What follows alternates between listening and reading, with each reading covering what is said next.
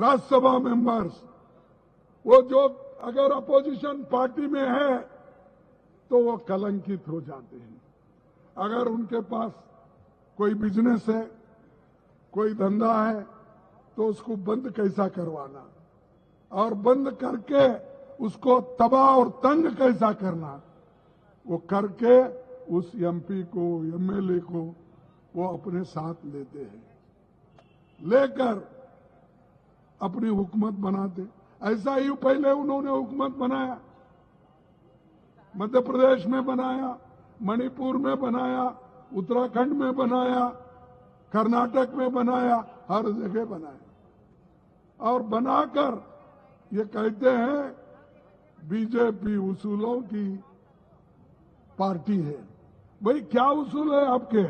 जो आदमी आप हमारे पास करप्ट है ये कह के उसको जेल में डालते हो, वही आदमी फिर आपके पास आके बीजेपी पे शामिल होता है, वो क्लीन हो जाता है।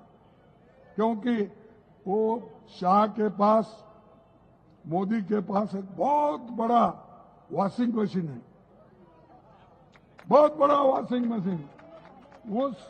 वो क्या करते हैं, इन कलंकित लोग बोलते ना, इनको एडमिट कर लेते हैं और शाह के वॉशिंग मशीन में डालते ही वो पूरा क्लीन हो जाते हैं, पूरे स्वच्छ हो जाते हैं।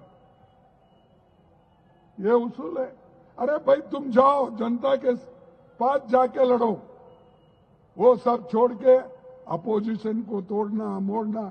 अब देखिए झारखंड का क्या हुआ, हमारे लोगों को तोड़ने की कोशिश की, लेकिन कभी वहां के जो ट्राइबल एमएलए थे, कांग्रेस के एमएलए थे, आरजेडी के एमएलए थे, वो टूटे नहीं, डट के रहे। फिर से वहां पर हुकूमत हमारी सब मिल के आई, मिलजुल के आई। तो ये काम करने वाले लोग बिहार में भी यही काम हुआ, बिहार में यही हुआ। वहां पर मिली जुली सरकार थी, उसमें से उन्होंने एक चीफ मिनिस्टर को खींच लिया।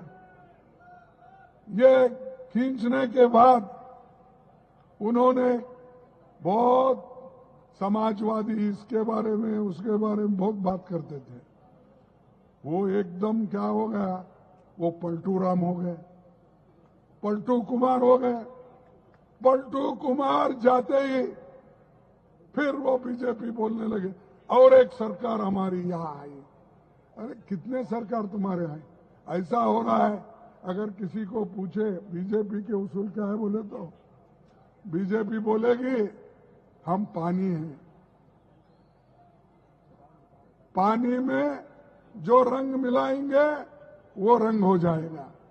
पानी तेरा कैसा रंग है तो वो कहेंगे जो मिलाएंगे वो हो जाएगा। दूसरों के साथ ठीक रहते हो, ये कहते हो।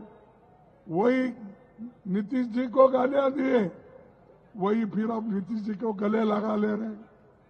और मोदी जी की भी यही आदत है, वो बात नहीं करते, अंदर से सबको काट देते हैं। ये मुख में राम बगल में छुरी रख लेके निकलते हैं, सबको काटते फिरते हैं। तो भाइयों मैं यही कहूंगा, हम तो किसकी बुराई नहीं करते। राहुल गांधी जी ने यही बोला, हमने तो मोहब्बत की दुकान खोली है, कोई भी आ सकता है। ये लोग द्वेष की दुकान खोली है, हेट की दुकान खोली है, और हेट करना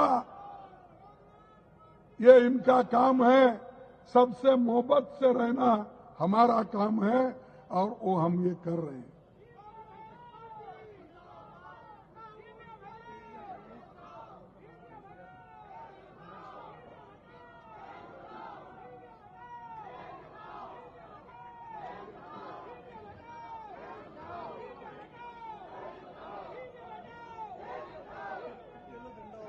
भाइयों, और एक आपको बताना चाहता हूं, 147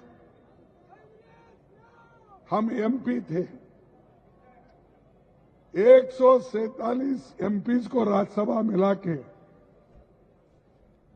उनके कब काले कानून आ रहे थे, उसमें बहस नहीं होना, इसलिए उन्होंने क्या किया, एक एक करके बाहर डाल दिए। चंद लोग पार्लियामेंट में भी नहीं है, चंद लोग अपने कुर्सी पे भी नहीं उठे, ऐसे सभी को बाहर डाल के मोदी जी ने अपने कानून पास कर लिए। और ऐसे लोग अगर रहे तो अपने को जो होना है वो कर लेंगे। तो ये डिक्टेटरशिप के ओर जा रहे हैं मोदी जी। आप पढ़े लिखे लोग हैं, दिल्ली हमारी कैपिटल है, कन्याकुमारी से लेकर कश्मीर तक के लोग यहां आते हैं, बंगाल से लेकर गुजरात के लोग यहां आते हैं। आप सर्व के यहां के लोग, अगर हम दिल्ली जीतेंगे तो सारा देश जीतेंगे।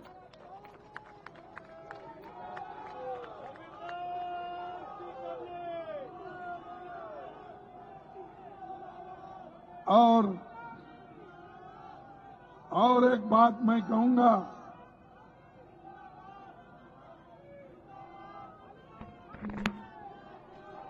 देखो गरीबों को ये कैसा सताते हैं, उसका एक उदाहरण देता हूं। एक गरीब शेड्यूल कास्ट आदमी जिसके पास सिर्फ 450 रुपए थे, वो भी ओल्ड एज पेंशन की।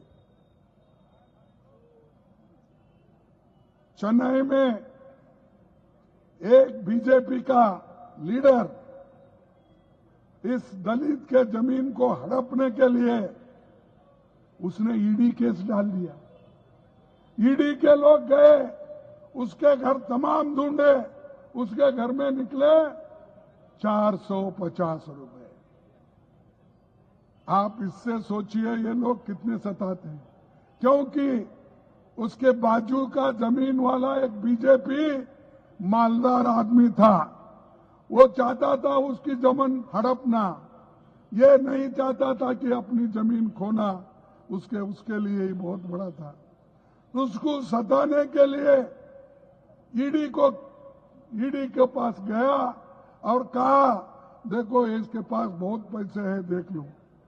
ईडी छापा मारी तो उसके घर तमाम ढूंढने के बाद कितने पैसे निकले, 450।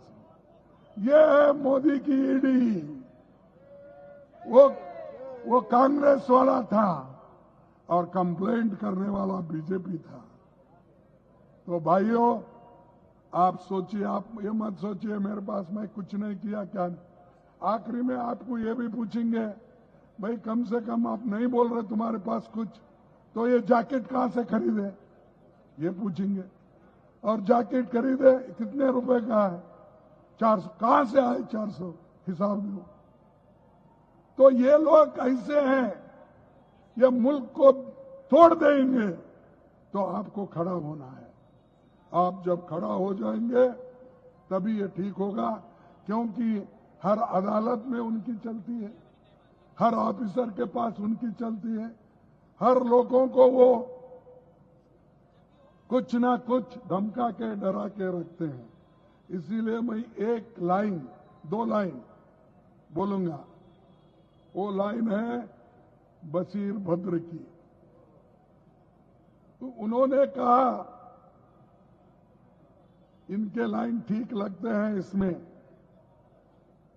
अपील भी तुम, दलील भी तुम,